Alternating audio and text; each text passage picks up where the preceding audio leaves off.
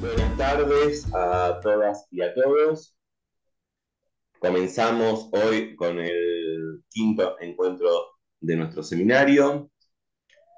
Lo que vamos a ver hoy en nuestro quinto encuentro es el quinto punto de la introducción al ser y la nada, que es el texto sobre el cual versa nuestro seminario, e igualmente no es nada más sobre, si bien lo tenemos un poco como esta introducción, la tenemos como el suelo o el eje de estos encuentros, ¿no? Como estuvimos viendo, hablamos y mencionamos otros capítulos de la obra del Ser y de Nada, como también otros aspectos del pensamiento, otros aspectos no, sino otras obras de Jean-Paul Sartre. Bien, a mí me parece interesante lo que se estuvo dando, que además de ser un seminario, nosotros cuando era lo que decía antes, de que en el, ¿cómo es que se dice? Off the record, ¿no? En el off the record estábamos hablando un poco de que están buenas las preguntas que fueron surgiendo, también off the record, o sea, en los grupos de WhatsApp, también acá mismo, en torno a no solo preguntas en torno a la introducción del ser y la nada, o al ser y la nada, o al pensamiento de Sartre, sino también preguntas que iban desde el diálogo con las ciencias contemporáneas, más específicamente física cuántica, se hizo mención. Incluso en el último encuentro hubo algunas preguntas, algún comentario en torno a la biología evolucionista, como también se habló un poco de un posible diálogo con, a ver, disculpen el término que voy a emplear, yo no creo en la división occidente-oriente, pero si no, así de manera tajante o radical, ¿no? Creo que es más que nada una creación de la modernidad capitalista. Pero bien, sí se habló de un posible diálogo con, no tengo otra palabra para decirlo, o la tendría que pensar demasiado, con tradiciones de pensamiento oriental. Y a mí me parece que esto es buenísimo, porque un poco lo que se hace es que son preguntas a las que yo como, entre comillas, profesor de este seminario, no, entre comillas lo pongo, ¿no? No podría responder. Y ahí está lo interesante, porque esas preguntas que no se pueden responder son las preguntas que movilizan al pensamiento, si se quiere, a la investigación y al estudio. Y me parece que eso hay que aprovecharlo, ¿no? Porque creo en algún sentido que este seminario, al surgir este tipo de preguntas, este tipo de inquietudes, termina realizando un poco lo que tiene que ser un seminario, que no es un profesor, en este caso yo, dando clases de manera unilateral y un grupo de estudiantes que escuchan, toman nota de lo que dice el profesor y bueno, ya está, sino el seminario como aquello que puede constituir un grupo de trabajo, un grupo de pensamiento, ¿no? Esto me parece que es interesante y esto intentar mantenerlo, más allá de que en 2 semanas culminamos con el seminario propiamente dicho. La idea es continuarlo, sea por otros medios, sea por otros canales. Bueno, podemos ir hablando en los grupos de WhatsApp como en futuros seminarios, ¿no? Bien, vamos a ver ahora el quinto apartado de la introducción al ser y la nada, que tiene por título La prueba ontológica. El título de este apartado remite a la prueba ontológica, está denominado de dos formas, la prueba ontológica o el argumento ontológico, ¿no? Que en esto es interesante lo que hace Sartre, ¿no? Porque acá hay un juego con un diálogo, pero al mismo tiempo un juego con la tradición metafísica, con la tradición metafísica que viene de la Edad Media en adelante, ¿no? Cuando hablamos de argumento ontológico, ineludiblemente se nos viene, dentro de la tradición filosófica, dentro de la tradición metafísica, se nos viene a la mente San Anselmo. En alguno de los encuentros habíamos hecho una mención, ¿no?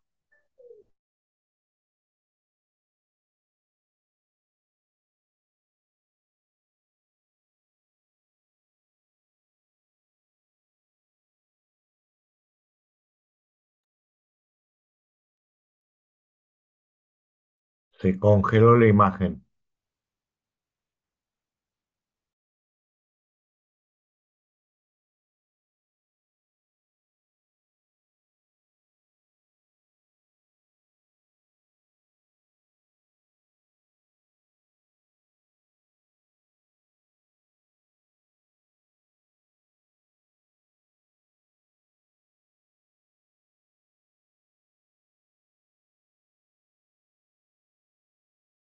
Bueno, no sé qué, disculpen, no sé qué es lo que pasó y yo internet tenía, pero me fui. Ahora estamos todos, ¿no?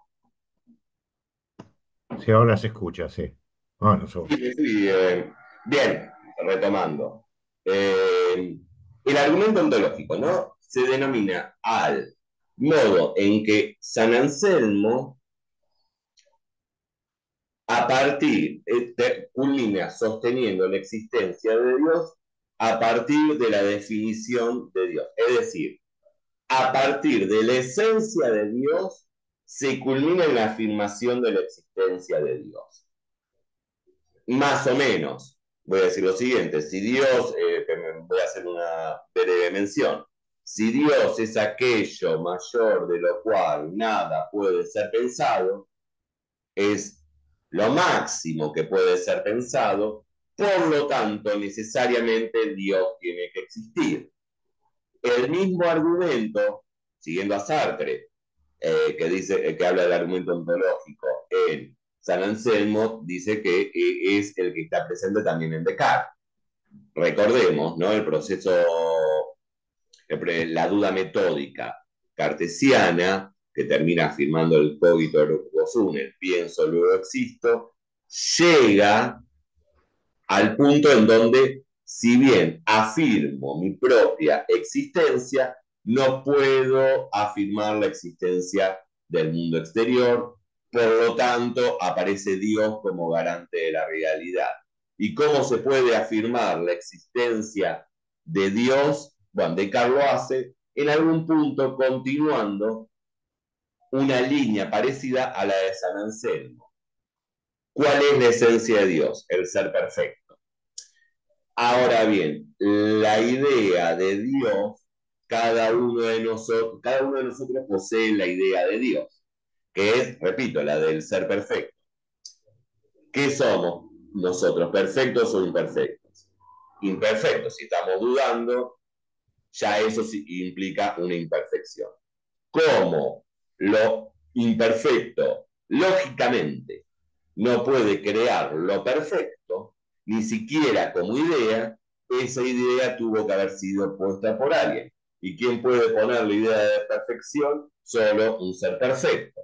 Por lo tanto, ese ser perfecto existe. Es decir, se va entendiendo esto a partir de la esencia de Dios se desprende su existencia. A partir de la idea de Dios se desprende la existencia de Dios. Dios, por definición, no podría no existir. No, ¿tenemos que aprendernos esto? No. Sin embargo, es importante tenerla, importante, interesante tenerla presente para ver el juego que hace Sartre. Cuando a este apartado lo titula La prueba ontológica. Sartre me parece que, bueno, hay uno de nuestros colegas, compañeros y amigos, que es Alan Patricio Sauniano, un gran estudioso de la obra de Sartre, que él suele decir que la filosofía de Sartre tiene siempre algo de parasitaria, ¿no? Como, en el sentido de que toma el título de una obra clásica de la filosofía y juega con ese título, lo reinterpreta y dice, puede llegar a incluso decir lo contrario de la obra base. Se sigue hasta acá, ¿no? Como así se hace una lectura de El ser y la nada con respecto a ser y tiempo, o la crítica de la razón dialéctica como una referencia, y si quiere yo agregaría como un juego con la crítica de la razón pura de Kant.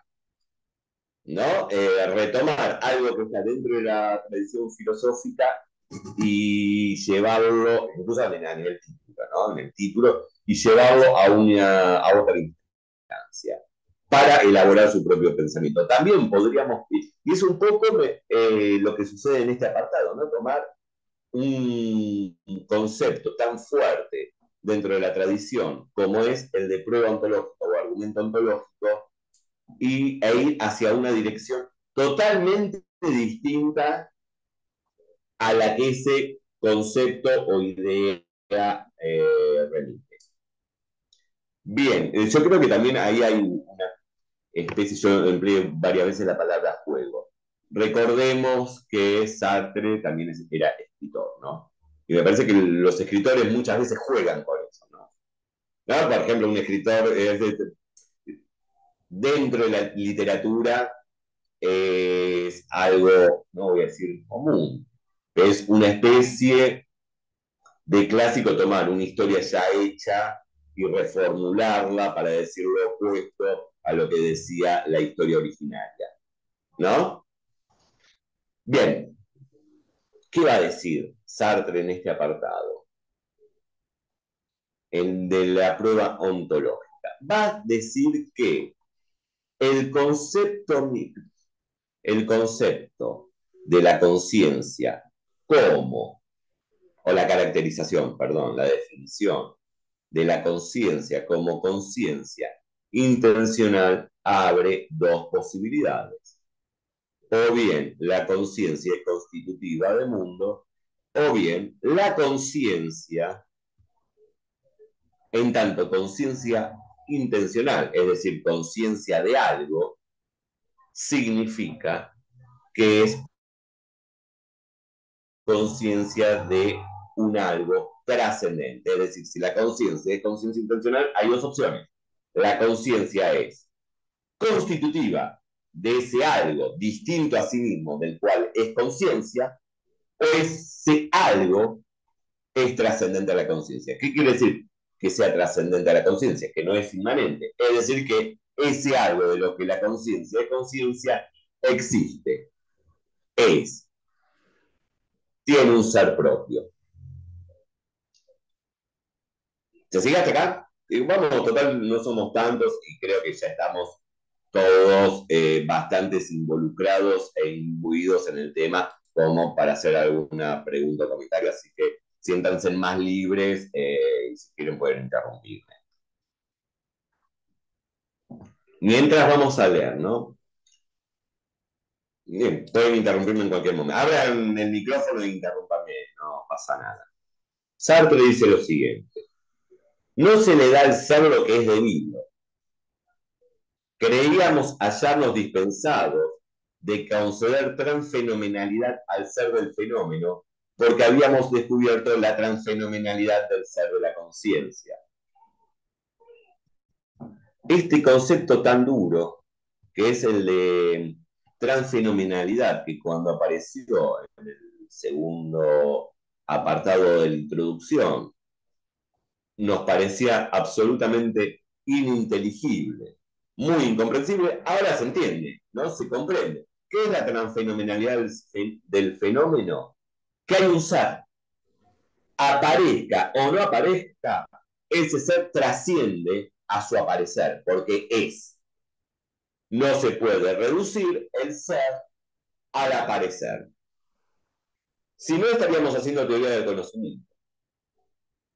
Ahora bien, la teoría del conocimiento, ya lo había dicho Sartre, exige una metafísica. Metafísica en el sentido acá, vimos que hay cierta ambigüedad en Sartre, porque acá dice metafísica, mientras que a lo largo de la obra diferencia entre metafísica y ontología, vamos a decir metafísica aquello que se carga del ser del éxito. Entonces, ¿qué tenemos que hacer? Fundar una metafísica o una ontología, si se quiere. Habíamos quedado, entonces, se descubre que hay un ser transfenoménico de la conciencia.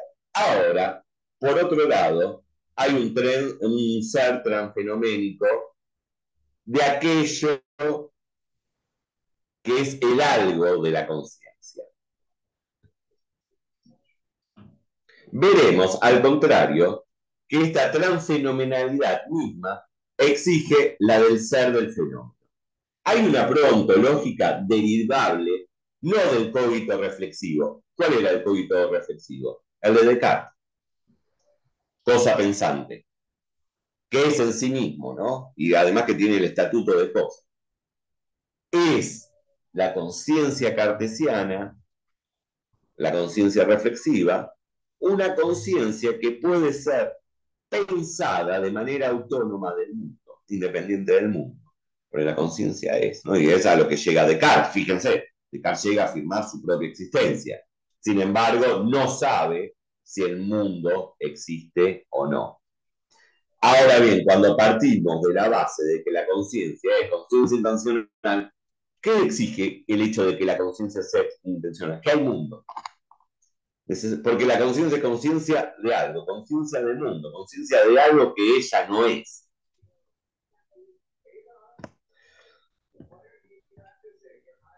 Bien, es lo que trataremos de exponer. Fíjense, acá se aclaraba todo, estos últimos dos, tres apartados me parece son muy claros. Toda conciencia es conciencia de algo. Esta definición de la conciencia puede tomarse en dos sentidos distintos, o bien entendemos por ella que la conciencia es constitutiva del ser de su objeto. Acá hay una distancia con Husserl, con el Husserl, por lo menos desde la lectura de Sartre, ¿no? Husserl con la reducción trascendental culmina afirmando que hay un ser, que la conciencia es constitutiva del ser del objeto. Bien. O bien que la conciencia, en su naturaleza más profunda, es relación a un ser trascendente. Y esta es la posición de Sartre, de que la conciencia relación a un ser trascendente. La conciencia no es una cosa, es una relación a un ser trascendente. ¿Qué es un ser trascendente? Siempre tengamos presente que el pensamiento de Sartre es un pensamiento de la experiencia concreta. Ese ser trascendente no está refiriéndose a Dios, no está refiriéndose a nada por el estilo. El ser trascendente es este mate que tengo enfrente. Es trascendente a mí. Entonces, la conciencia es una relación con algo que está fuera de ella. Y eso que está fuera de ella es. Se me aparezca o no se me aparezca, eso es ese objeto es. No es una idea, no es una representación. No depende de el ser del mate no depende de mi conciencia. Bien, pero la primera acepción, ¿no? Esta idea de que la conciencia puede ser, de que la conciencia es constitutiva del objeto, la primera acepción de la fórmula se destruye a sí misma. Ser consciente de algo es estar frente a una presencia plena y concreta que no es la conciencia. Sin duda se puede tener conciencia de una ausencia, pero esta ausencia aparece necesariamente sobre un fondo de presencia. Ahora bien, según hemos visto, la conciencia es una subjetividad real y la impresión es una plenitud subjetiva. Pero esta subjetividad no puede salir de sí para poner un objeto trascendente confiriéndole la plenitud impresional. ¿Somos nosotros los que colocamos el objeto que tenemos enfrente, la cosa que tenemos enfrente? No, ya está esa cosa ahí. Nosotros estamos fuera de nosotros, entregados al mundo y enfrente de esa cosa, rodeados por esas cosas, que no somos nosotros y que nos pueden ser pensadas como algo que depende de nosotros. Esa cosa es. Bien, vamos a avanzar un poco más. Para Husserl, por ejemplo, la animación del infinito de que hablamos en la primera sección de... perdón. Para Husserl, por ejemplo, la animación del núcleo hilético por las solas intenciones que pueden hallar su cumplimiento en esa hilé no bastaría para hacernos salir de la subjetividad. Bueno, vamos a avanzar.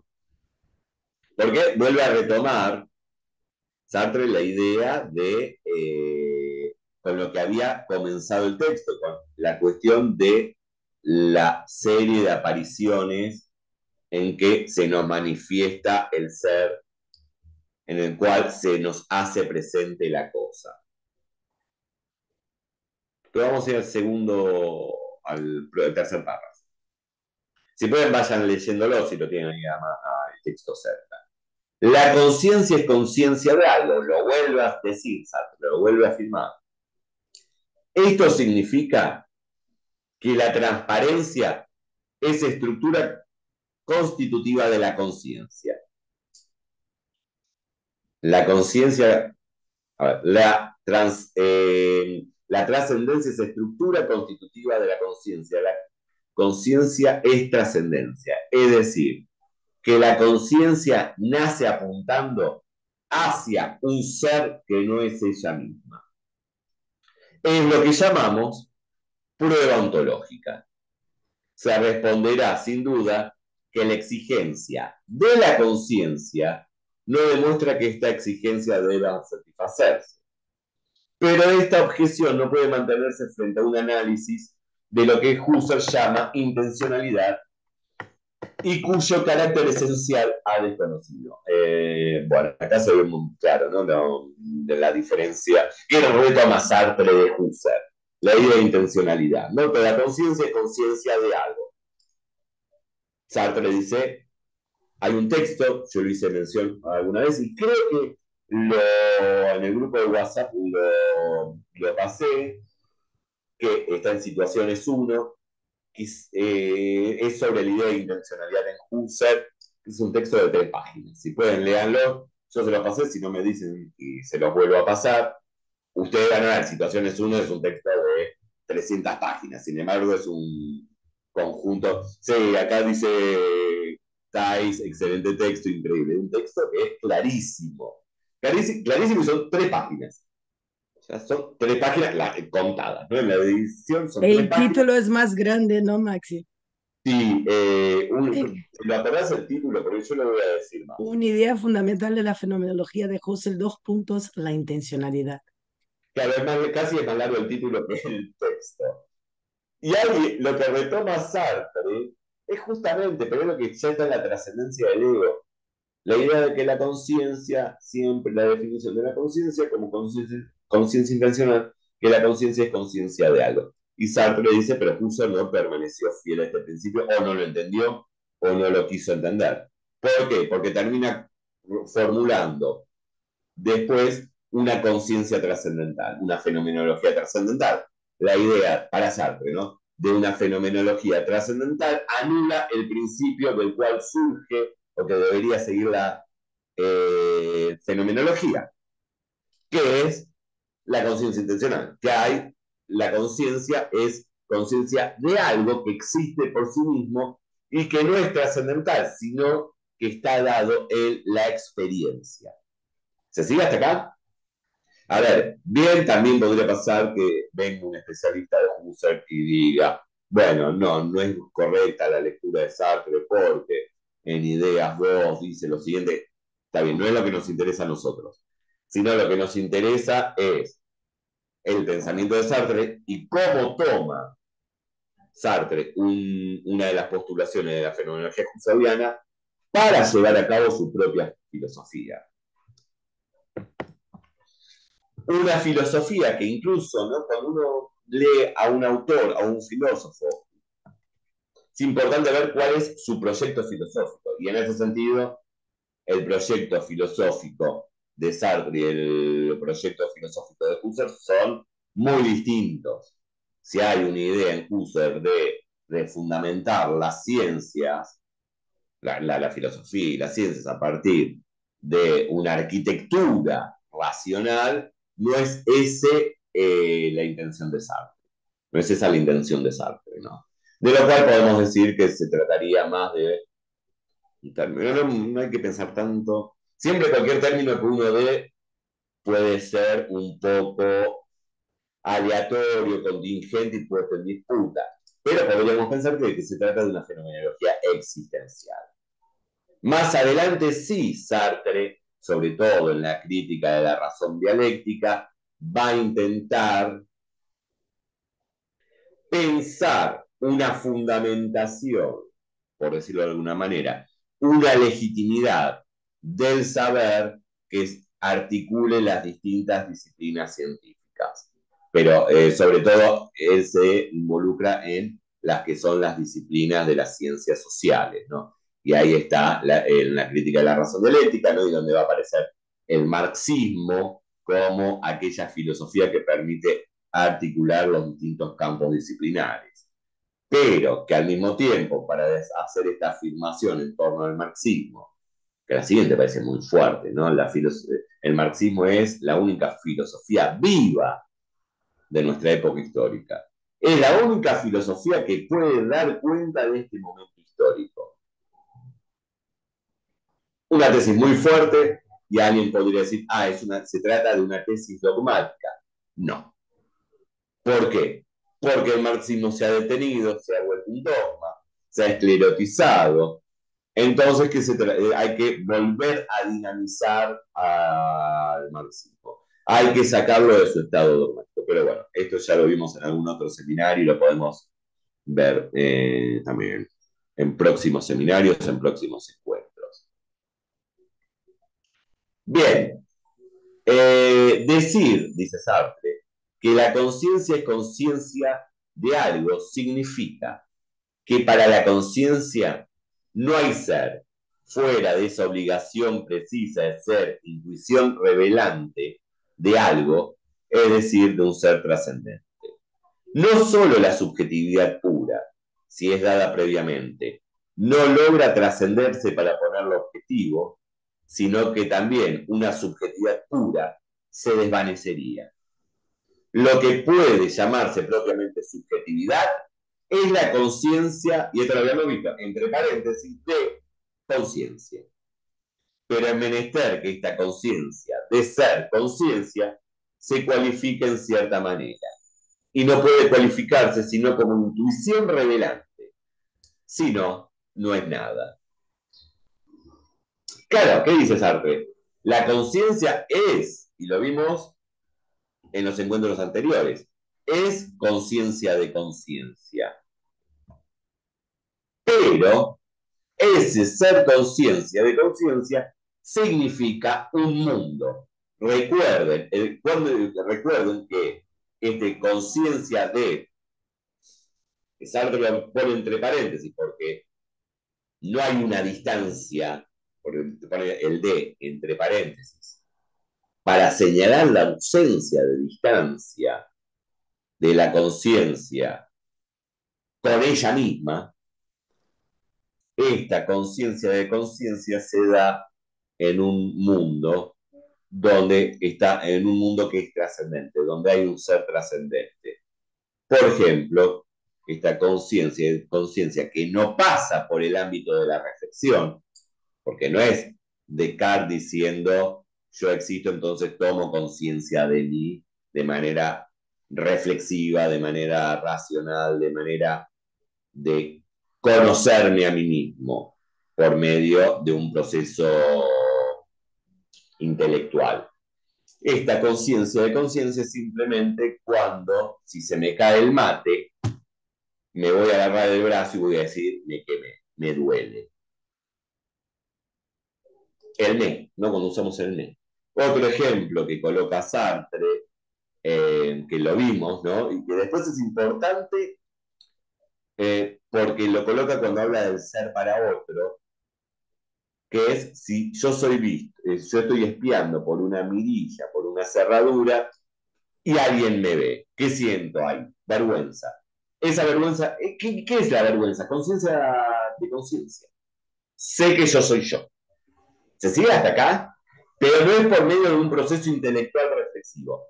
Ahora bien, para que se me caiga el mate y me queme, fíjense, se cae el mate, me quemo, grito, me quemé, o estoy espiando por la mirilla, me resulta muy gracioso ese ejemplo, y soy descubierto mirando por la mirilla y siento vergüenza, todo eso implica que hay un mundo, sea porque el mate se me cae, sea porque otro me ve, sea porque tiene que existir una puerta con una mirilla, una cerradura, no con una cerradura y yo estar agachado espiando, a ver qué hacen mis vecinos, ¿no? Por el pasillo si uno vive en un departamento. Bien, ¿y qué es la conciencia? Acá también, esto es, ¿no?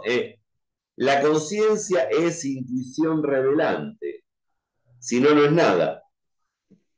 ¿Estamos de acuerdo con que la conciencia es intuición revelante? ¿Estamos de acuerdo con eso?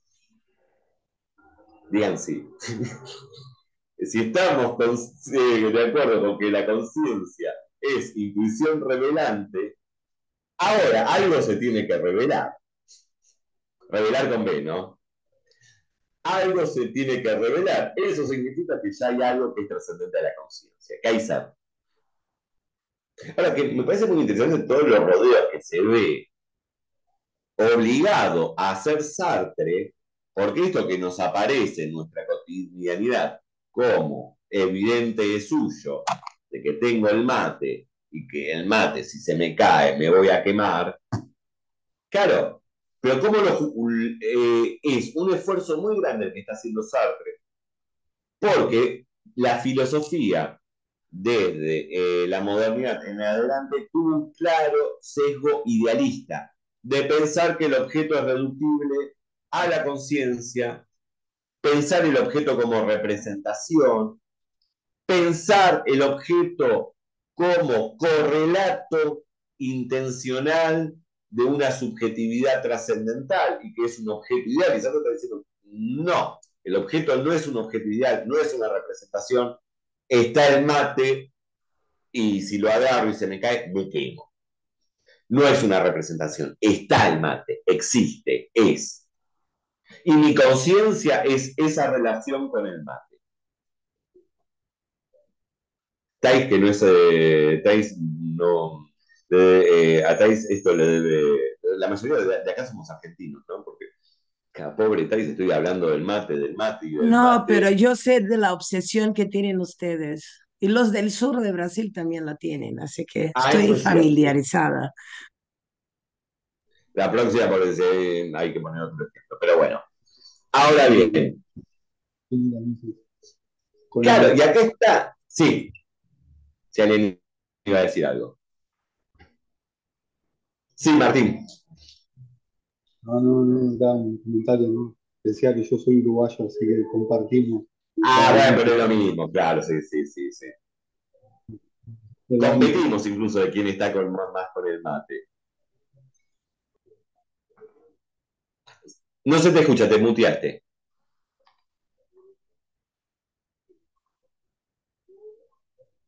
A Solo ver, que bueno, en Río hace mucho calor para que estemos con mate. se toma igual Entonces, el los mate. del sur toman más. Pero igual se toma, bueno, después lo discutimos. Para mí no. Pero bueno, está bien. Claro, ¿y qué es lo que no hay para Sartre? Hay un problema, esto de la subjetividad pura. ¿Qué es la subjetividad pura? Si la conciencia ya nos involucra necesariamente en algo que no es ella. Se puede pensar en una subjetividad pura, está bien, sí, es un proceso, pero pensamos la subjetividad pura, pero a partir de un proceso de abstracción. No vamos a tener una comprensión cabal de la conciencia por esa abstracción, porque la conciencia ya es un estar fuera de sí. Y se acuerdan que en uno de los encuentros anteriores surgió el tema, ¿habría un ser, habría una conciencia que es sin un mundo? Bueno, no, porque la conciencia ya es una relación. Y ahí me parece, para los que les interese este tema, se podría ver también una línea de influencia por parte de esa, o influencia, un retomar algunos aspectos de la filosofía de Hegel, comprendiendo la conciencia como relación. No hay, repito lo que dijimos antes, subjetividad pura, comprendida como se la comprende desde la filosofía moderna. Ahora bien, intuición revelante. ¿Qué es una intuición revelante? Bueno, lo que dijimos antes, una intuición revelante implica algo revelado. La subjetividad absoluta no puede constituirse sino frente a algo revelado. La inmanencia no puede definirse sino en la captación de algo trascendente. ¿Hay conciencia de conciencia? Sí, pero para que haya conciencia de conciencia, esa inmanencia se da porque hay algo trascendente. Que incluso no es la trascendencia del ego, cuando habla del surgimiento del yo, porque cuando Sartre dice que no hay ego trascendental, que no hay yo trascendental, lo que está diciendo es que no hay el yo no es trascendente y que el ego no es trascendente. No está diciendo que no haya un fenómeno del yo o del ego. ¿Existe? Sí, pero no es trascendente, sino que surge a partir de la experiencia. Y esa, entre comillas, inmanencia, lo pongo entre comillas, solo es posible por la trascendencia. Es decir, miro la pared, ya cambio lo del mate. Mi conciencia está arrojada, siempre es conciencia de algo, está arrojada a la pared. La pared es trascendente porque no soy yo. No es la pared es un algo otro de la conciencia.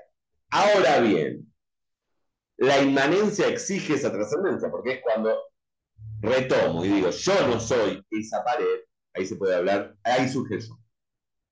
El yo es ese objeto que no es la pared, ¿se entiende? El movimiento de conciencia, arrojada al mundo, tiene un objeto enfrente, vamos a cambiar. El árbol dice, ¿no? Percibe que eso, que de lo aquello que está revelando no es ella misma, a partir de ahí surge el yo. Vuelve la conciencia sobre sí e instituye un yo como un objeto que no es el otro objeto árbol. ¿Se sigue hasta acá? Es más o menos lo que dice Hegel en la primera parte de la fenomenología del espíritu. Cuando habla de la certeza sensible. ¿Por qué? ¿Qué está diciendo Sartre con esto? Está discutiendo, no hay yo trascendental, no hay un yo inmanente. La inmanencia de la conciencia, que igualmente no es lo mismo, repito, conciencia no es yo. La conciencia no tiene un yo dentro. Hay un yo, sí, pero es porque ya está la conciencia en el, Maxi, perdón que te interrumpa, el marxismo pero hegeliano, podemos decir. ¿Qué significa? Sí, sí, interrumpan, ¿eh? Interrumpan. Sí, sí, sí, sí. no, perdón que Pero te interrumpa, que justo se te cortó cuando dijiste que la conciencia no tiene yo, y dijiste algo y se cortó. bueno, no. Igual no. Sacar el micrófono, así vamos, ya esto me parece que está bueno para dialogar, las premisas fundamentales ya están dadas, no por eso, lo que no se trata, justo vos llegaste después, yo antes había dicho, interrúmpanme cuando estoy hablando o cuando estoy leyendo algo. Claro, la conciencia no tiene un yo inmanente o trascendental. Después, pero hay un yo, sí hay un yo, sí. Pero está dado, si se quiere, en términos hegelianos marxistas, la autoconciencia es porque hay historia. Y la conciencia está entregada a la historia. No es previa a mi ser fáctico. La autoconciencia, no digo, si se quiere, el yo. Es un yo histórico. Histórico porque primero se es en el mundo, se es fácticamente y ahí surgirá el yo. Toda la idea de Descartes diciendo, bueno, cogito ergo sum, ¿no? Pienso, luego existo, tengo certeza de mi propia existencia, no sé si el mundo existe o si el mundo que veo existe o no. Bueno, no va eso, no va tampoco la tesis de Kant, tampoco cuando Husserl postula el yo trascendental o la subjetividad trascendental. Horacio, sí. Consulta, Maxi. A ver, puede ser que no haya un yo, pero sí haya un soy. Capaz que no un yo racional o un consciente de algo, pero sí un soy. Y ese soy es ese, ese- ese- esa conciencia, que no es consciente de algo, sino que es como conciencia nada más. ¿Se puede entender Sí, así? claro, sí. Ahí hay una cuestión, dos, para aclarar. Yo hay, lo único que no es trascendental, no es previo a la experiencia. Eso primero. Y Cierto, después, que cierto. siempre la conciencia es conciencia de sí. Sin embargo, esta Claro, conciencia de sí no significa algo llevado a ver, no significa la finalización de un proceso intelectual característico del pensamiento moderno, sino que está dado en claro. nuestra cotidianidad. Cuando digo, vos dijiste, sí, claro, si a mí me preguntan, ¿de qué nacionalidad sos? Y digo, soy argentino. Ahí tenemos, hay una explicitación, si se quiere, más discursiva. Pero, sin embargo, ahí no es Sí, que hay sí. un proceso racional, intelectual, es una respuesta casi inmediata, pero vamos a ir a otro, más simple, que es el ejemplo que estábamos, antes daba lo del mate, de quemarse con el mate. Voy caminando por la calle, me tropiezo y me golpeo la rodilla. Y digo, me duele la rodilla. O me duele la muela. Hay una conciencia de sí ahí. Ahora, no es Claro. tematizada, pero la conciencia es siempre conciencia de conciencia. Pero esta conciencia de conciencia no es algo independiente del mundo, sino que surge a partir del mundo. Porque aquello que me hace percatarme, aquello por lo cual digo, me duele la muela, o o me duele la rodilla, etcétera, es ese Sí, mundo que está ese ahí. mundo. ¿Se Sí, sigue, Karina? sí, sí, sí, se entiende. Gracias. Sí, inmediatamente después de esta parte de la intuición revelante, implica algo revelado que estabas hablando recién, habla de la subjetividad absoluta. Dice, la subjetividad absoluta no puede constituirse sino frente a un revelado. Bueno, la inmanencia no puede definirse sino en la captación de un trascendente. Lo que no, esa oración parece entenderse, excepto que yo no sé a qué se refiere cuando se habla de subjetividad absoluta. Bueno, No eso me está queda claro. hablando. Ah, no, perfecto. Ahí Sartre lo que está diciendo, por un lado, puede estar refiriéndose tanto al kantismo, al neocantismo o a la fenomenología husserliana en la postulación de una subjetividad absoluta, comprendiendo lo absoluto como algo que sea por inmanencia y que no tenga relación con una afuera, con algo trascendente. Hablar de una subjetividad pura, llevada en donde el mundo que no está determinada por su relación con el mundo, es una pura nada. ¿Sartre puede hablar de absoluto? Sí, lo hace. Lo hace, lo hace. Pero porque ahí lo que dice Sartre, si la subjetividad pura sería de tal manera, bueno, sería una pura nada. También ahí hay como un... Sartre nos dice que no se puede hablar de subjetividad absoluta, si se quiere. Porque él plantea un absoluto. Y ese absoluto es la conciencia. Pero es un absoluto no sustancial. No tiene sustancia. Es decir, en términos de filosofía, ¿qué quiere decir que no tenga sustancia? Que no tenga es un absoluto. Otra cosa. ¿Por qué es un absoluto? Porque el absoluto significa que es sin relación. No. Sartre dice, la conciencia es el absoluto no sustancial. Porque la conciencia es un absoluto porque es la dimensión o región de ser frente a la cual aparece el ser, aparecen las cosas. No es sustancial porque a ver, acá hay que evitar la frustración e inmiscuirnos en un pensamiento que no sea claro y distinto. Tampoco es que es una cuestión de posmodernismo donde vale todo, ¿no?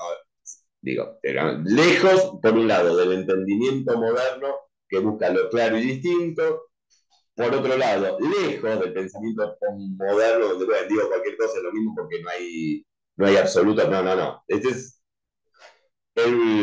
Esto pensémoslo en una clave más bien dialéctica. Entonces, es un absoluto porque es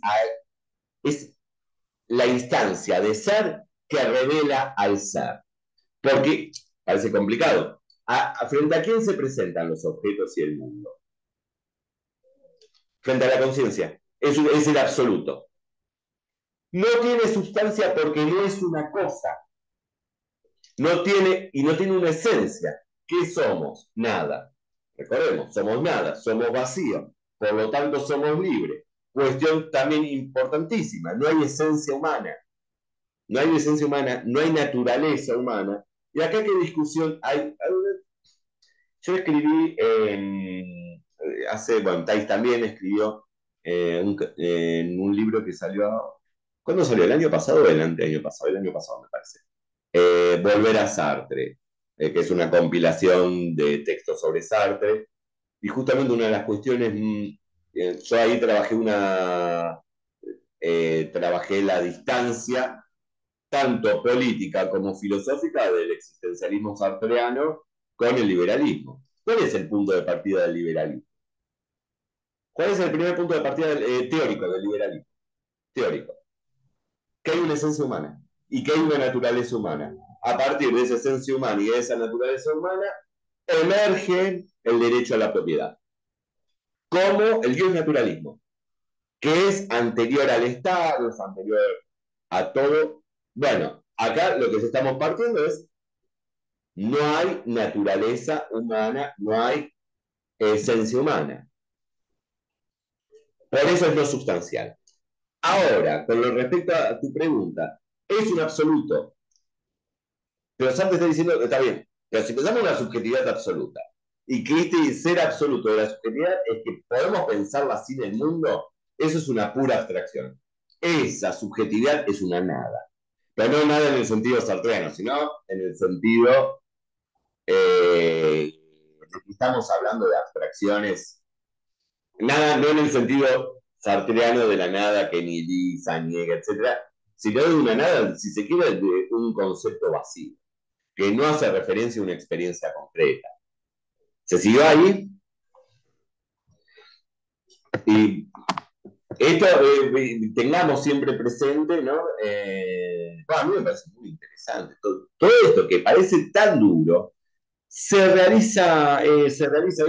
no, es un, no sé si decir sistema, pero es un proyecto filosófico radical, no radical de la UCR, digo, que va a una radicalidad ontológica y pero también a una radicalidad ética y política.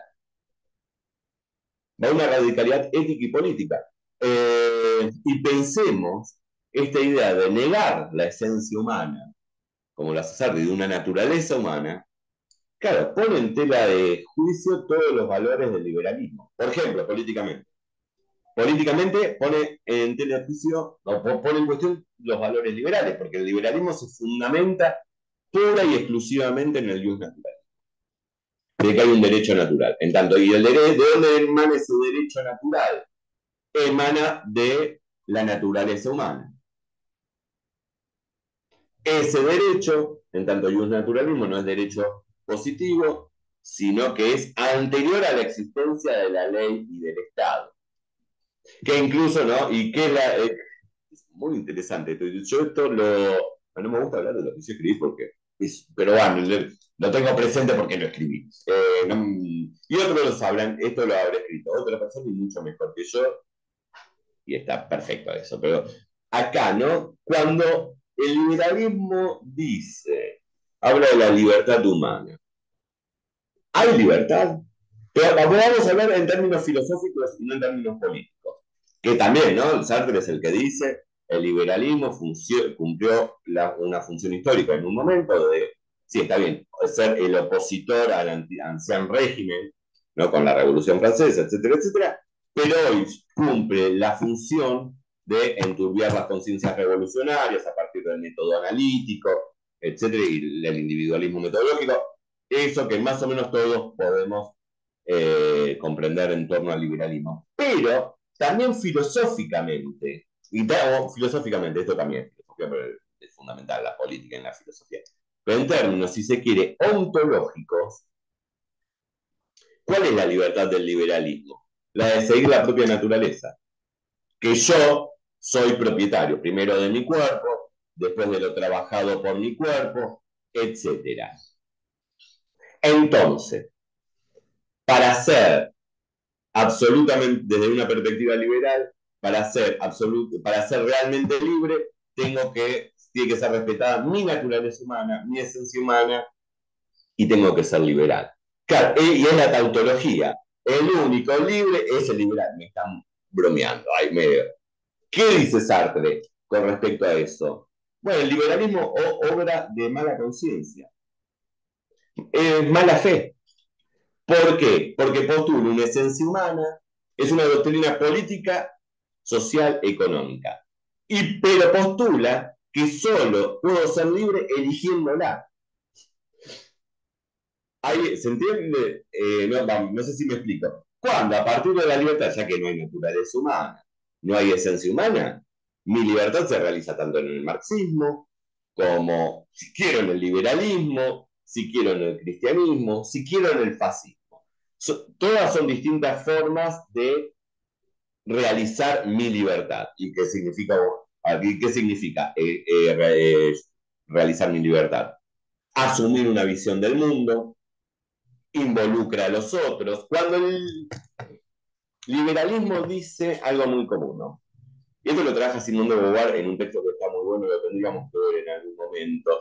Esta idea de yo cuido mi jardín, ¿no?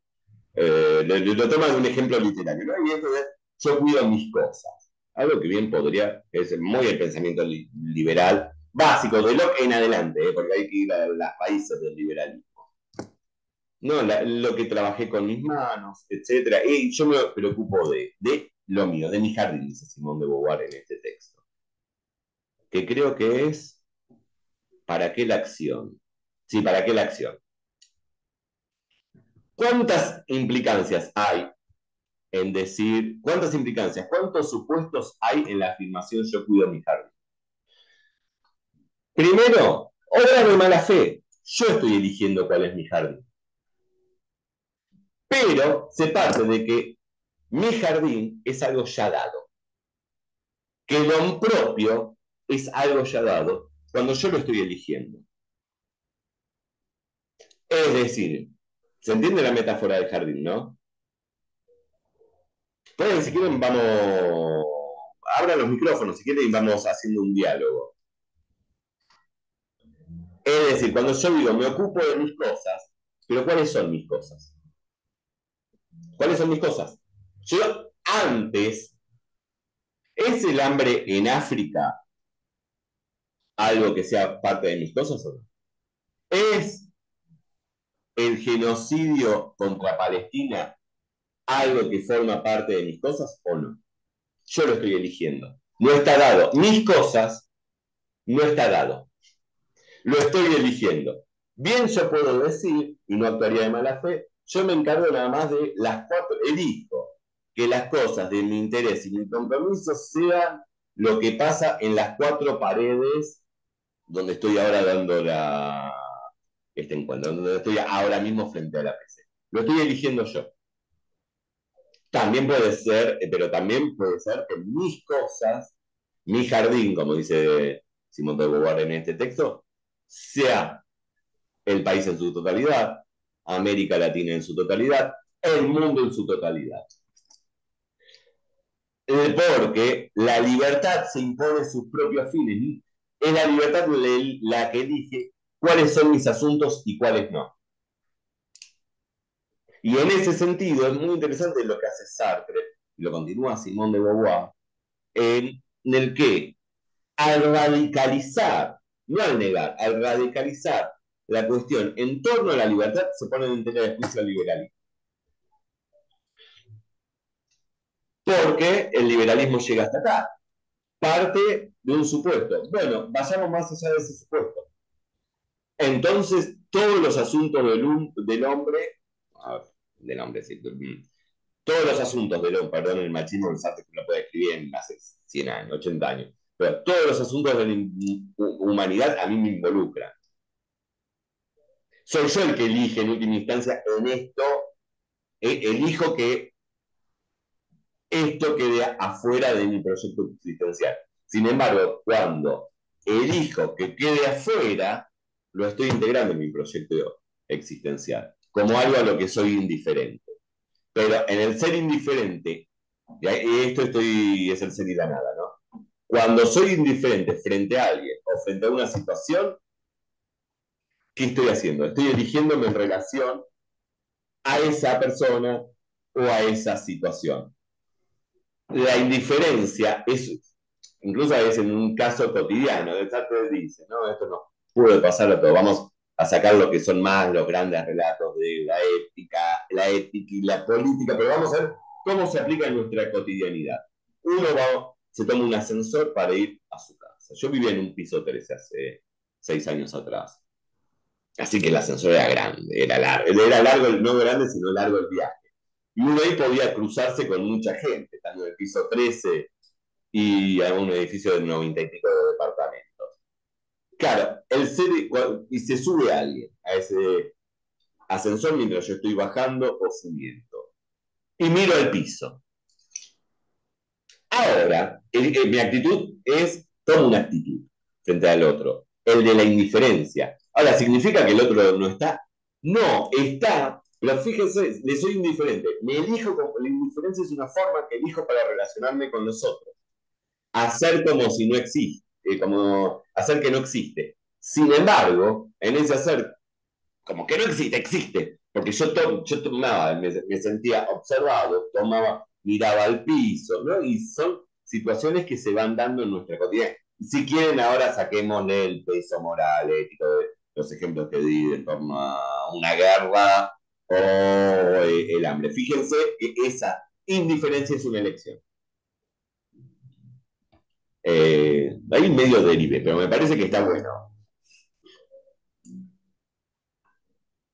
Está bueno tener, porque si no, sin estas cuestiones puede parecer. Yo creo que al proyecto filosófico sartreano hay que comprenderlo en sus fines, ¿no?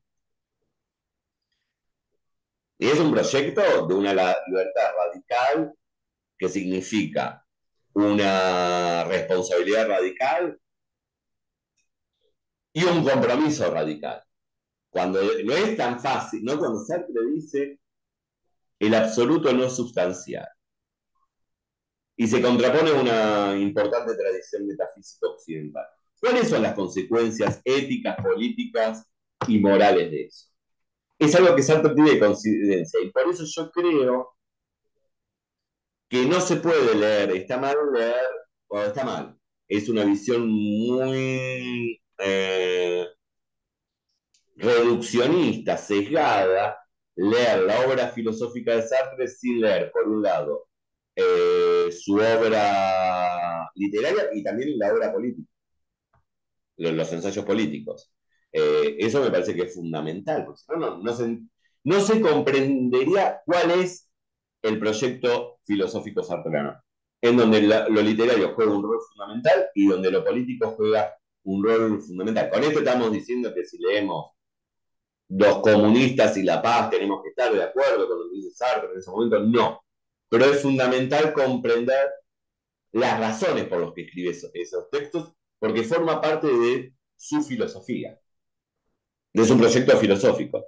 Además, ¿no? Que el proyecto filosófico sartreano no es un proyecto filosófico meramente teórico, no es teórico. Ese existencialismo sartreano es un existencialismo que tiene que vivirse.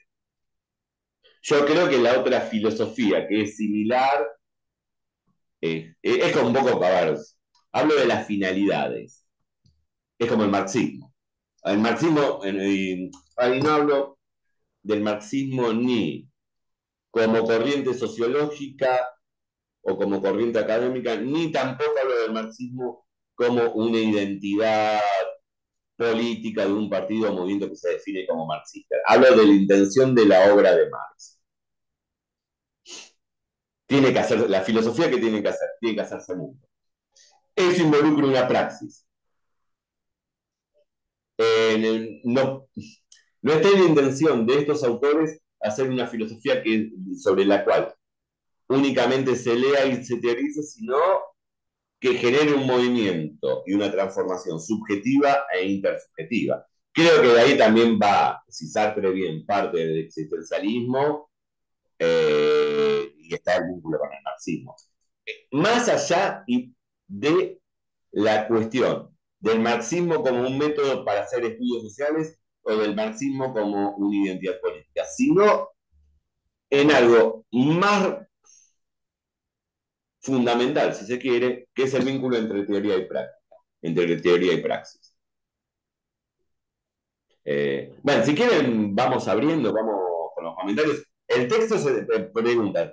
Yo creo que no hace falta terminar el texto porque me parece que se siguió lo que dice acá en este apartado de la prueba ontológica de la introducción al ser y la nada. Me parece que se entiende y bueno, después podemos ir pensando cómo sea el próximo encuentro, porque una de las cosas que yo pensaba es, yo hago una breve introducción, el próximo capítulo es el en sí.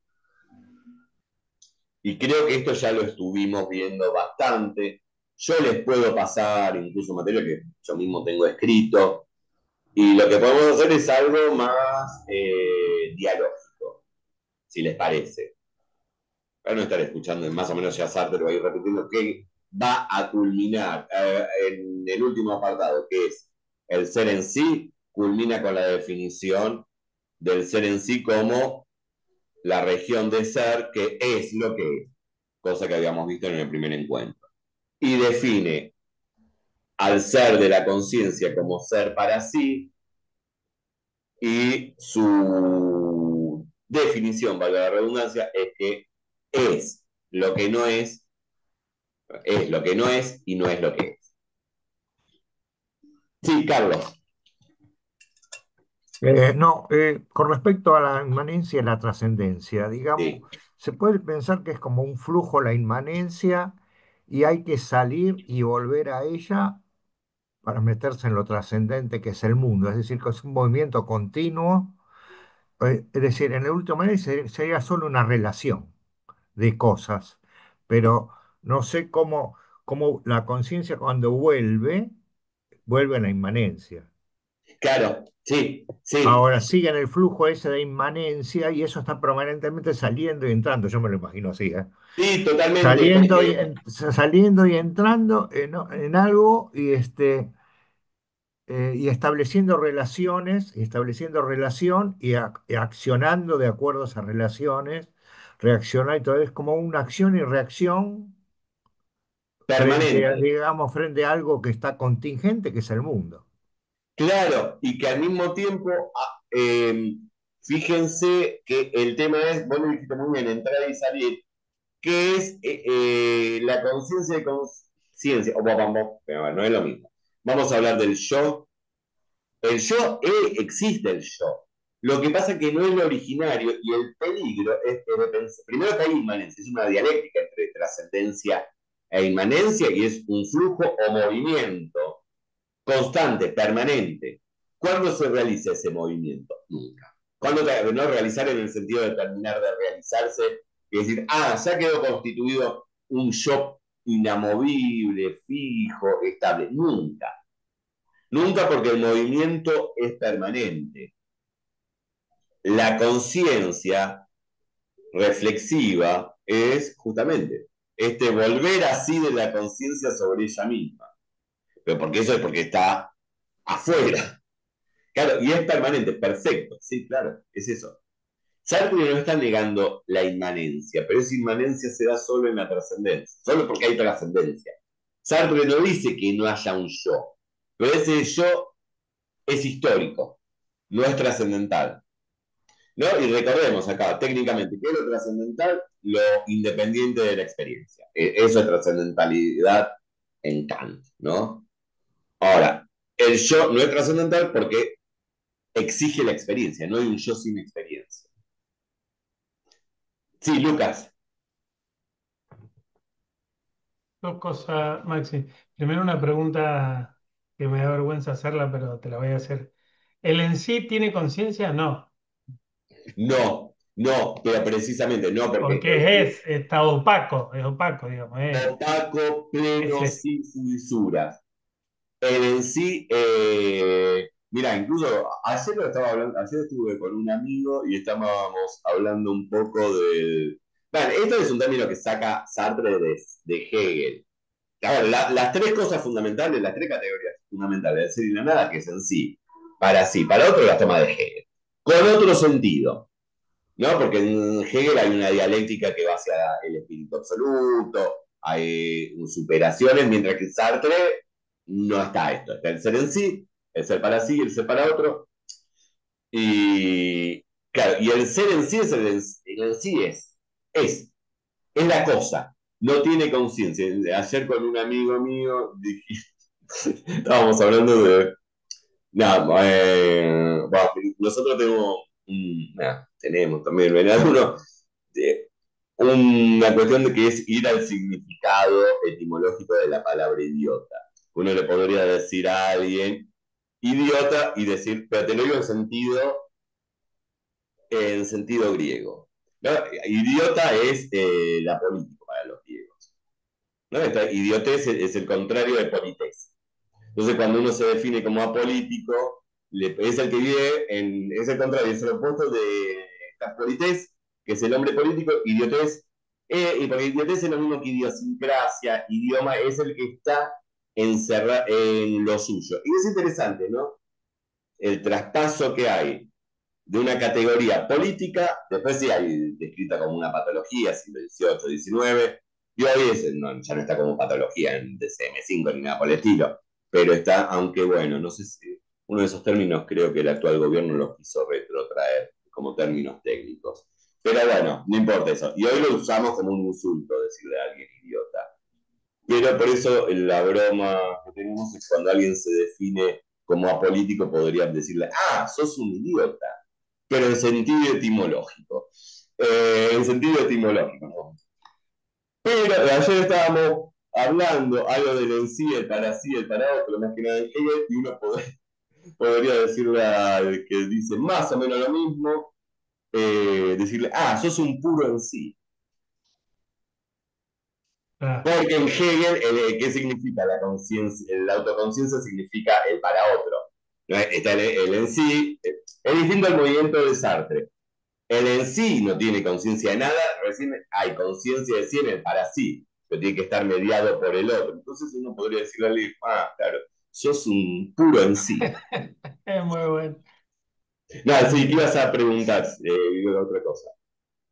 No, la otra cosa, obviamente, como, como más ha llegado al marxismo, el ruido que me hace lo sartreano es obviamente la estructura. O sea, ¿por qué ese existir, esa libertad? Bueno, varias veces ya te la he preguntado, pero obviamente que sigue el ruido, ¿no es cierto? De que existe una estructura donde su libertad está mediada, su ¿Sí? acción, bueno, No, en un pero poco, Sartre lo dice, móvil, motivo, fin, y esa intencionalidad está rodeada, está inundada bueno, de sí, cosas, ¿no? no, claro, pero hay algo que es una mala lectura de Sartre, que es lo que vos estás diciendo, esta libertad es absoluta, y la responsabilidad es absoluta, etcétera, pero está dado siempre en la facticidad, y el peso de la facticidad Claro, es enorme, pero incluso hay mucha lectura. Sartre descubrió que hay historia, recién historia como en el sentido este, ¿no? De la historia dada, de las estructuras, en la crítica de la razón dialéctica. No le llevan el ser y la nada. Digo, así habla es. más de la facticidad, que son todas las estructuras de aquello que nos determina, que del momento de la libertad, si se quiere. Mi pasado, mis entornos, mi sitio, Claro, la cuestión obrera, trabaja la cuestión obrera en ser y la nada. Habla de la cuestión obrera. No, a ver, si comprendemos el marxismo desde la perspectiva de saco a Marx, desde la tradición, que empieza con Engels ya, pero después que culmina siendo, ¿no? Una especie de mecanicismo economicista que reduce todo fenómeno, digo, la conciencia sería un mero epifenómeno del movimiento económico, de los movimientos económicos, etcétera. Ahí sí hay una diferencia enorme. Pero lo que dice Sartre corre por algo, después escribe la crítica de la razón dialéctica, o antes de la crítica de la razón dialéctica, en 1947, materialismo y revolución, donde mm, él lo que critica es a Engels y la dialéctica de la naturaleza. Pero si ponemos dentro de otra tradición marxista, no a lo que yo, vos me conocés y adhiero, me defino como existencialista y marxista, filosóficamente son los dos núcleos de lo que trato de pensar. Pero en el caso de Lukács, con el cual Sartre discute mucho, pero igual no importa esa discusión. El propio Gramsci, ahí claro. justamente yo tenía la idea, dos ideas. Para el año que viene pienso escribir un artículo, pero al mismo tiempo por ahí damos un seminario acá. Está bien que tenemos el del ser para otro en Sartre, porque vayamos primero con esto, de ver la cuestión de la relación, cómo pensar la relación entre filosofía y praxis en el marxismo y tomar como eje, bueno, algo de Marx, obviamente, pero en la tradición marxista y haciendo hincapié en Lukács, Gramsci y Sartre. Ayer estaba leyendo un artículo sobre Lukács muy bueno, en donde se piensa, donde denomina el pensamiento de Lukács como filosofía de la praxis. Ahí tenemos algo. Filosofía de la praxis, Lukács. Gramsci habla de filosofía de la praxis, él mismo, explícitamente. Y de la crítica de la razón dialéctica se habla como una fenomenología de la praxis. Y ahí tenemos un núcleo que es muy interesante para pensarlo. Eh, no, y después habría, bueno, vamos a pasar a ver, pero también otra idea que es fundamental, la cuestión de la totalidad y la totalización presentes, dos conceptos fundamentales en el pensamiento de Sartre y que son de raigambre marxista, hegeliana también, en donde acá nos oponemos, esto que decíamos, yo dije antes, un poco en broma, ¿no? Que es estar entre dos polos de discusión. Por un lado, la modernidad esencialista, naturalista, del entendimiento, estoy hablando cuantitativo, ¿no? Del entendimiento en el sentido cientificista kantiano, y por otro lado, que a veces el lenguaje se nos vuelve un poco complejo porque tenemos esta modernidad de lo claro y distinto, ¿no? Una cosa es, y a partir de ¿no? De cómo defino algo, vienen los dos puntos, la definición tiene que ser precisa, y después tenemos el pensamiento posmoderno que no importa nada. No hay que pensar en el árbol, no estoy pensando en Deleuze, ¿no? Perdón. Pero bueno, mil mesetas, no pensemos más en el árbol, el rizoma, es el estar en el medio, el gran relato. incluso un pensamiento de aforismo y de eslogan. Pero porque esto lo dice el propio Deleuze, ¿no? En el capítulo de Mil Mesetas.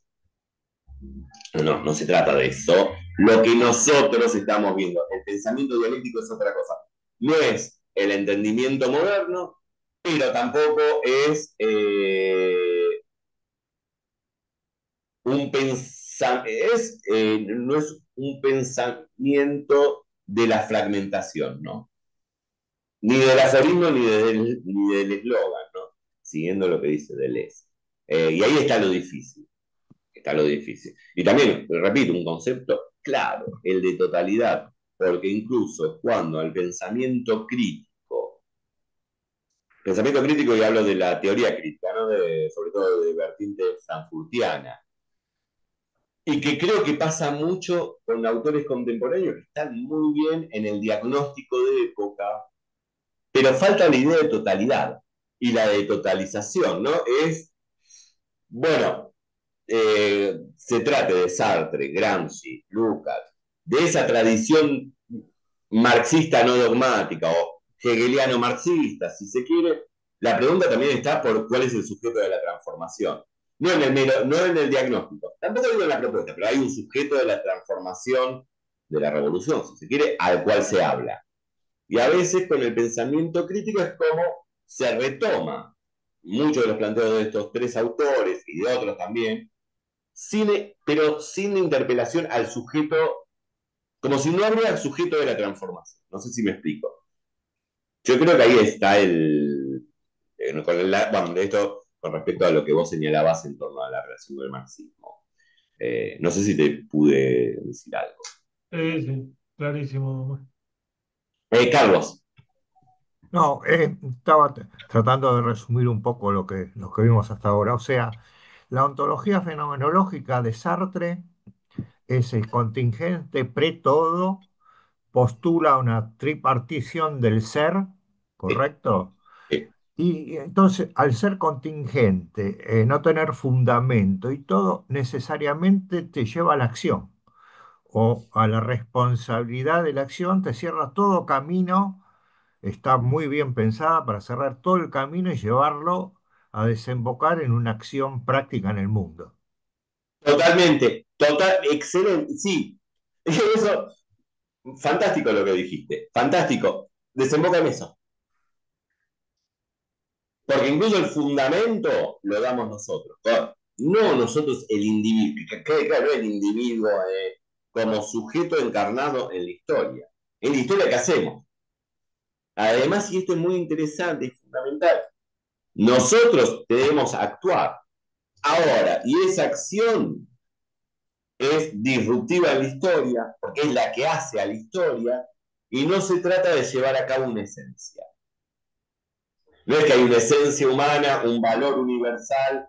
Antes, ¿hay valores? Sí hay valores, pero vamos, no hay valores escindidos que nosotros tendríamos escindidos o trascendentales,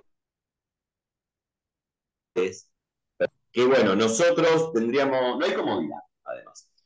Me Claro, recuesto sobre lo trascendental, existencialmente digo, ¿no? Me recuesto sobre lo trascendental y bueno, sigo la naturaleza que ya estaría determinada. No, claro, estoy obligado a actuar.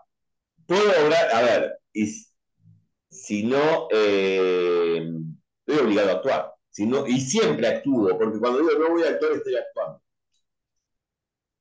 Por eso creo que estas son tesis que incomodan mucho, porque a todos nosotros nos puede incomodar, pero que no puedo, porque es cierto, no reposo en nada.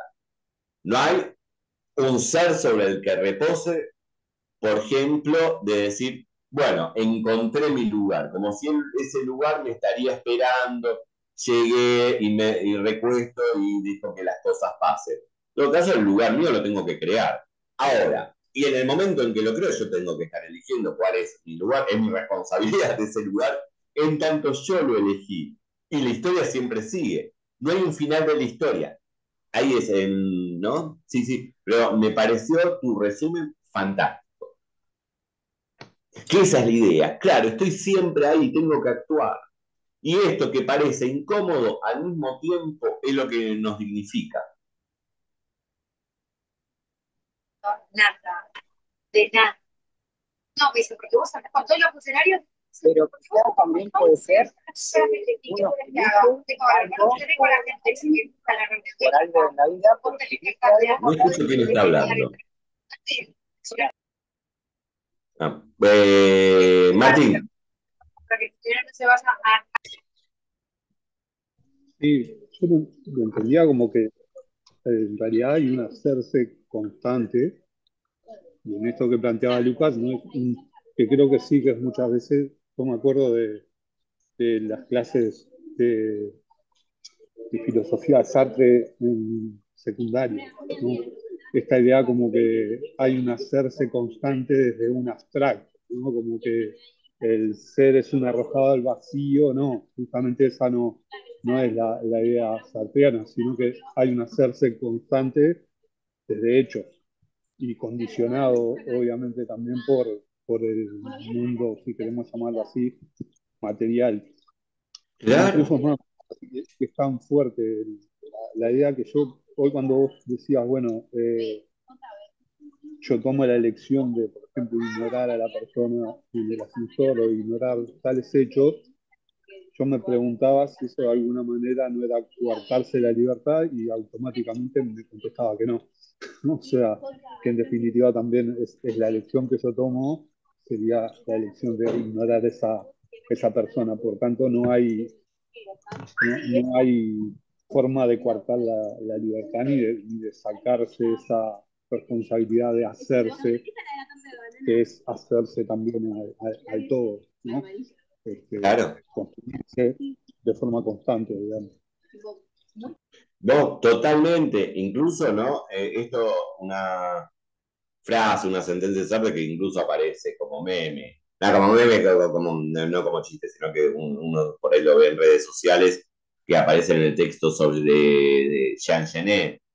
Un hombre es lo que hace con lo que hicieron de él. Y ahora, con respecto al carácter, que es también comprender la prosa sartreana, y con respecto a lo ineludible de la libertad. En La República del Silencio, Sartre, el primer texto que conforma este libro, Sartre comienza diciendo: nunca fuimos tan libres como durante la ocupación. Claro, ¿qué está diciendo Sartre? Ah, miren, está hablando a favor del nazismo, pero está diciendo todo lo contrario. Está diciendo que la libertad la sentíamos como un peso enorme, porque cada gesto de libertad significaba poner en riesgo la vida, e incluso no nada más la vida propia, sino la de los otros compañeros de resistencia. Ese peso de la libertad es, claro, primero, el pensamiento de Sartre, que está muy mal cuando se lo da en cualquier lado, de esta la libertad como un abstracto, cuando el de Sartre es el pensador de la libertad, sí, pero es el pensador de la situación. Es el pensador de la situación. Esa libertad es siempre una libertad en situación y con limitantes absolutos. En Genet, cuando, bueno, en esto ya lo conté, ¿no? Pero bueno, la opción se podía reducir en el caso de Genet o aceptar y hacerse carne de aquella maldición que le lanzan cuando le dicen sos ladrón o de suicidarse. No tenía más alternativa. Podría Genet, que era un bastardo que fue defecado al mundo, dice Sartre, no parido al mundo, sino defecado al mundo, que estaba en una sociedad de tipo rural, etcétera, que fue adoptado, podría haberse revelado ante la propiedad privada. No. ¿Por qué? Porque no tenía los medios culturales. Es decir, porque Sartre en ese momento dice, bueno, quizás si hubiera estado en un área metropolitana, donde circulaban, donde había obreros, donde había fábricas, donde circulaban entonces las críticas a la propiedad privada, podría quizás haber estado esa posibilidad. Esa posibilidad. Sin embargo, en el caso de Janet no estaba la posibilidad de la idea de poner en tela de juicio la propiedad privada. Entonces sus opciones eran dos: hacerse cargo de aquel estigma o suicidarse. Siempre está presente la facticidad, totalmente. Pero que incluso Sartre critica las posiciones liberales, ya no, y no hablo del Sartre maduro, hablo del Sartre de la década de los 40, critica el espíritu, esto es, creo que es en el primer número de los tiempos modernos, en uno de ellos, o sea, este texto está en Situaciones 3, que tiene a veces como título ¿qué es la literatura? Y creo que es uno de los textos, me parece el primer número de los tiempos modernos, que él dice: el espíritu analítico propio de la burguesía lo que hace es llevar a cabo una abstracción del hombre donde se parte del individuo. El individuo desencarnado, que no es ni burgués, no hay clases sociales, no es proletario, no es nada de eso. Y ese método analítico es una forma de dominación de las clases dominantes. Es una de las formas de dominación de la burguesía. El espíritu analítico. Oh, bueno, pero aparecen apuntes sobre no, apuntes no, perdón. Sí, apuntes. Hay. No, reflexiones sobre la cuestión judía. Reflexiones sobre la cuestión judía también, ¿no? Cuando aparece el demócrata, que es el que está regido, ¿no? Dice, está el antisemita y está el demócrata, y el demócrata, dice, es el mejor aliado que tiene el antisemita. Y acá tengamos en cuenta el momento que escribe Sartre, inmediatamente después de la Segunda Guerra Mundial. ¿Y qué hace? El antisemita odia al judío. Y lo odia por judío. Mientras que el demócrata, con su espíritu analítico, lo que hace es el complemento perfecto del antisemita. Pero, ¿por qué? ¿Qué dice? Él respeta y defiende al hombre que hay detrás del judío, esa esencia humana, no al judío en tanto concretitud. Incluso dice, no, incluso Sartre dice, el antisemita por lo menos lo reconoce como judío.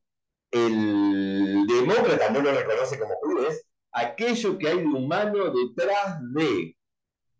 Y hoy nosotros lo vemos, sin lugar a dudas, eso sigue pasando, es el pensamiento cierto progresismo liberal, puede llegar a decir, no, están bien los inmigrantes, no es, las inmigraciones, bueno, hay que respetar al hombre que hay detrás del inmigrante, bueno, que no vengan con sus costumbres. No sé, en el caso de Europa. Bueno, pero que no vengan las mujeres a taparse la cara. Respetamos la esencia de lo humano que hay por detrás, ¿no? No sé si dice así, ¿sabes principio? No, el hombre es la totalidad concreta. El antisemita al menos reconoce que es judío. El demócrata lo quiere desjudeizar. E incluso dice Sartre que una de las cosas que haría este demócrata, que es el del espíritu de la entendimiento, ese sería el liberal progresista hoy en términos actuales, que claro, defiende esa idea de hombre que hay por detrás, incluso podría decir, bueno, pero que no actúe ni se vista tanto como judío. Y ahí me parece, y volvemos, Sartre es uno de los principales críticos del humanismo liberal burgués, siendo él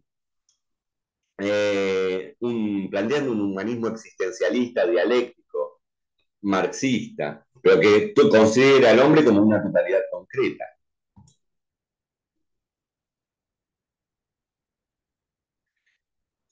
Claro, ¿yo qué soy?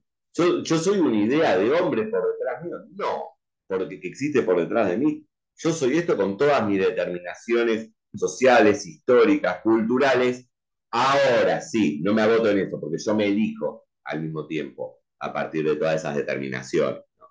Y ahí está el problema del entendimiento moderno. El hombre o es libre o está determinado. Listo, es una de las dos.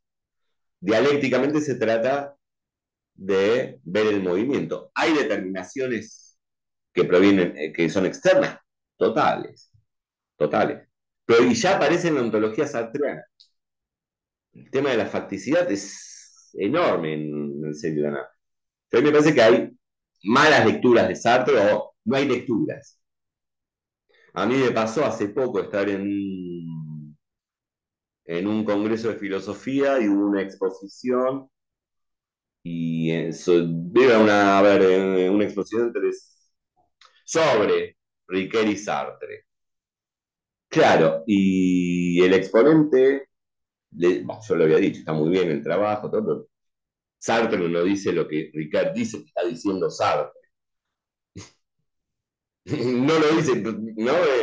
Quizás está bien, hay un autor que lea Sartre, sea el caso de Riquet o cualquier otra, y bueno, y lo va a leer. Primero, tampoco hay que confiar mucho en los filósofos cuando leen a otros filósofos. Ante todo, ¿no? Como Hegel. Hegel, no sé si. No, cuando Hegel lea Descartes es fascinante, Hegel. No sé si voy a estudiar Descartes a partir de lo que dice Hegel de Descartes. Pero bueno, se daba como un hecho lo que decía Ricard sobre Sartre. Dije, no, no dice eso, y le nombraban los párrafos donde Sartre dice lo contrario. Además, de respetar que Ricard tendrá un proyecto filosófico distinto al de Sartre, y bueno, y emplea a Sartre, lo menciona para afirmar su posición. Ah, ahí Thais dijo, a mí me pasó lo mismo. Si A querés, mí me pusieron, yo hablando de esta ponencia de ansiedad, ¿no? Las conciencias ansiosas y no sé qué. Y me pusieron una mesa que era puros alumnos de la señora que estaba moderando la mesa, que es la asesora de tesis de esta gente, y puro jiquea. Y me pusieron contra la pared diciendo que la intersubjetividad en Sartre, y yo, es que ustedes tienen que leerse de la nada, perdón, o sea, no pueden quedar con lo que dice Hiquier, porque no, o sea, y yo tuve que defender Sartre. La suerte es que yo fui la primera de la mesa, entonces yo fui, presenté, y de ahí la profesora, cuando le hacían preguntas a los chicos, la profesora iba a contestar. Entonces yo le escribí a mi asesor que estaba en la mesa y le dije, ya me puedo ir, ¿no? Porque en verdad, o sea, ¿para qué me quedo aquí? Me van a seguir atacando y la señora esta que cree que ella tiene que defender a todos sus alumnos. O sea, no hay discusión, no hay campo para discusión. Y él me dijo, ya aprovecha cuando ya terminen las primeras preguntas y te vas. Porque, o sea, no leyeron a Sartre y se sienten, o sea, sienten que su filósofo es superior y bueno que crean esto, pero no atacar al otro, ¿no? O sea, es como, por favor, vayan a leer y después tienen como sostener mejor su posición. No, fue altamente totalmente, irritante. sí, Yo sí, quería sí. morir. Y dije, A mí ¿sabes me qué? Que pasó, sigan la sesión de asesoría porque yo me voy. Pero, claro, no, no. Claro, pero eso tiene que ver también con la cuestión de, está bien, uno trabaja un autor, está bien, trabajar un autor. Ahora, no, eso no me habilita de decir que el otro autor al que no leí, e indeleble quizás porque el autor que yo trabajo dice algo sobre otro autor, y lo voy repitiendo y lo llevo como un caballito de batalla, y no, bueno, pero no está, quizás el autor que estás trabajando no lo leyó bien, o incluso no lo, también pudo haberlo leído o escrito con cierta mala fe. No, sí, sí, sí, totalmente, sí. Maxi, y con a mí respecto me, Ay, a recién, perdón, Tai.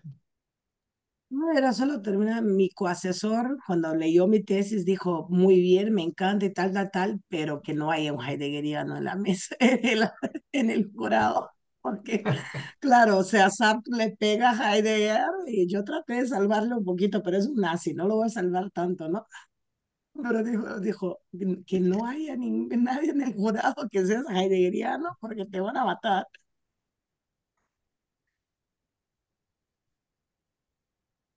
No, Sí, Maxi, Lucas, ahí cuando vos decías que vos te definías, ¿no? De yo y que había un yo, ahí me queda la duda de, porque en realidad el otro es el que me define. ¿qué? No, El, totalmente, o- claro. el otro en realidad, como me El otro me da el totaliza, ser. me totaliza. Yo puedo tener una subjetividad, pero en realidad estoy determinado por el otro. Totalmente. Pero Sartre lo dice explícitamente, el otro me da el ser. ¿Cómo? El otro me da el ser. Claro, claro. O sea, yo no me puedo determinar, yo no puedo decir yo soy.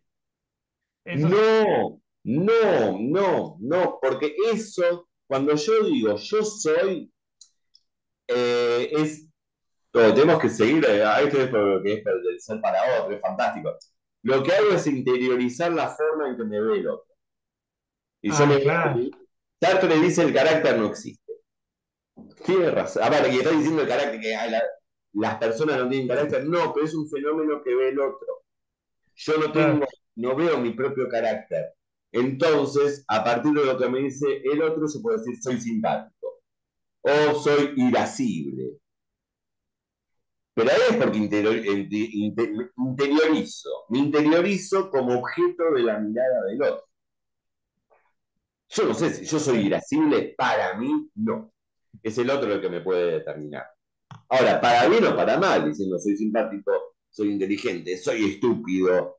Eh, claro, sí, ese ser me lo da el otro, sí, totalmente. Ahora bien, claro, nunca hay, esto es importante, nunca hay una consubstancialización, sino que eso está en una tensión permanente. Pero porque nunca Claro. puedo adquirir un ser estable, fijo. Claro, porque en realidad yo objetivo al otro, pero también es un sujeto, o sea, lo subjetivo porque también me objetiva. Yo lo veo también que, o sea, no sé si así yo les pido disculpas, yo no soy sartreano ni filósofo, pero perdonen si No, hago es preguntas así, sencillas. e incluso las relaciones intersubjetivas que están, por más que te digan lo contrario, Thais, la intersubjetividad es fundamental en Sartre. Eh, quizás porque no es la intersubjetividad, esto también me molesta muchísimo. No, pero no es la intersubjetividad como yo la quiero plantear, dice alguien.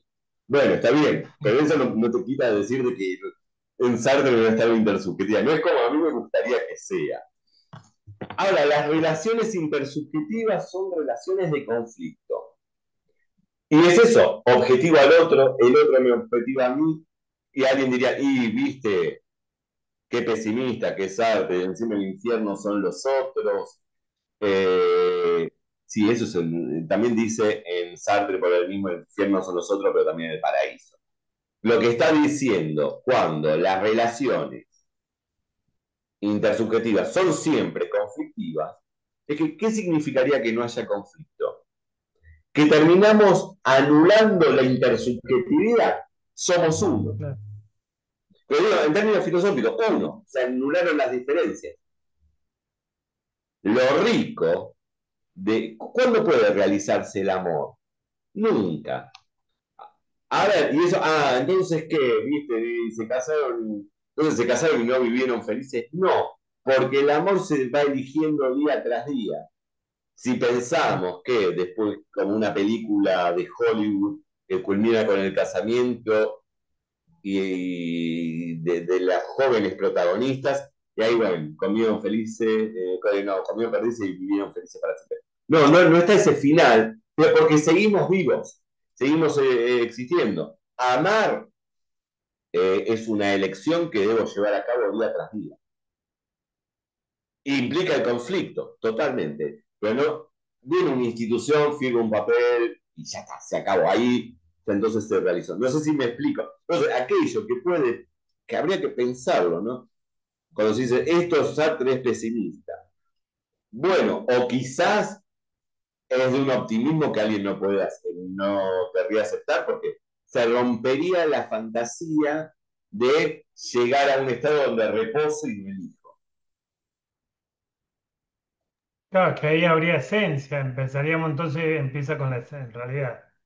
Pues si no, habría una totalidad. El otro me permite esa tensión, ese conflicto, permite que haya humanidad en realidad y que se modifiquen las cosas. Exacto, y es lo que posibilita, así como, porque se puede focalizar, y entonces relación de enemistad.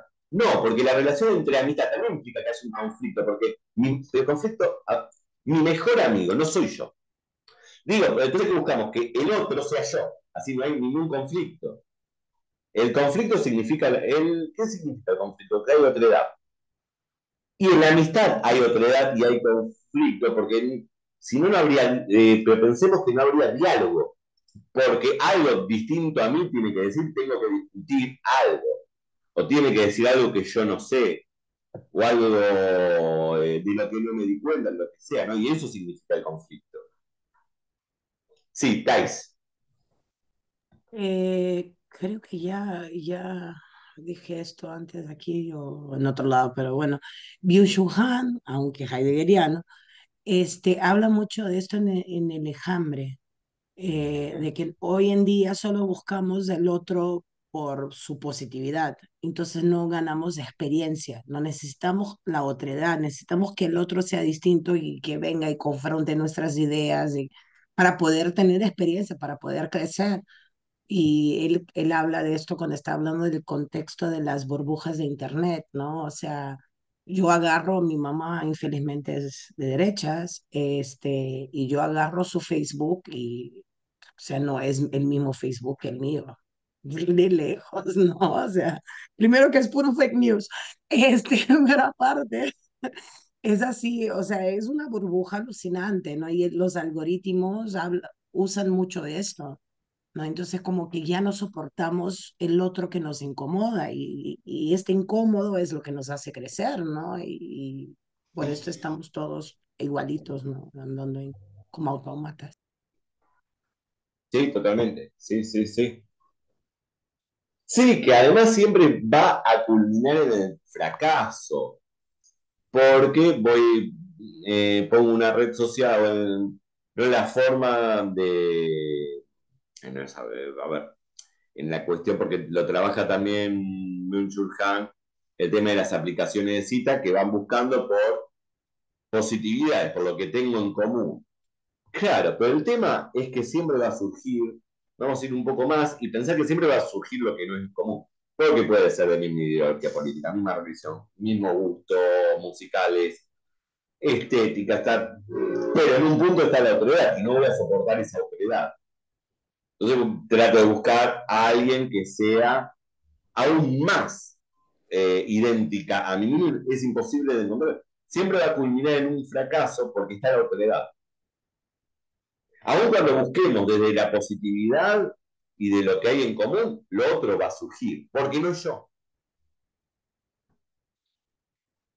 Sí, Hugo. Volviendo bien atrás y al principio, y si es posible, ¿sí? Sí. La conciencia relacional, conciencia de conciencia, en la lectura, en el contexto, lo capto perfectamente. Lo siento, ¿sí? Sí. Ahora, me doy cuenta que al tratar de explicarlo, al escuchar explicaciones, los modelos implican espacio y tiempo. Y entonces hay lo de que sale, que vuelve, ¿sí? Y, y ese modelo espacio-temporal no aplica, porque justamente conciencia de conciencia con espacio-temporal, siendo que previamente tal rayita de rayita, no podría ser. ¿Me alcanzo a explicar? Sí, hay algo en lo que no nos sumergimos, ahora ya vamos cerrando, pero diste el pie en algo, lo que pasa es que tendríamos que estar un año, mínimo, porque hay una cuestión que nosotros no vimos, que es la cuestión del espacio y del tiempo. El espacio, acá, ¿cuál es? Primero, el tiempo. El tiempo no es algo del en sí, sino que es algo del para sí. Y acá se va a complicar un poco, pero hay que hacerlo muy rápido. El ser para sí es el que instituye la temporalidad en el mundo. por medio de la acción. La acción es totalización y es temporalización. Entonces, visiones kantianas de espacio y tiempo.